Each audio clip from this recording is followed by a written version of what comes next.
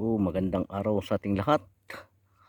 Tanaw natin dito sa Port Tachimus, ang Mount Dinam at ang Batan Island ng Batanes.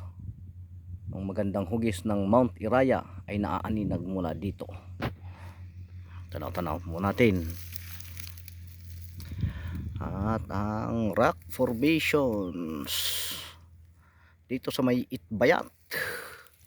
At maging ang kahoy na to ay nakiayo na rin sa kalikasan, sa hangin, ang puno ng aryos.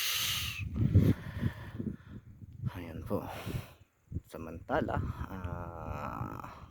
habang nandito tayo nakaupo, ikita natin yung nangingisda dito at dinig natin yung pag-andar ng makina. Pero ito po ay hindi local fisherman ng Batanes at hindi rin bangkang pangisda na pag-aari ng kapwa natin Pilipino.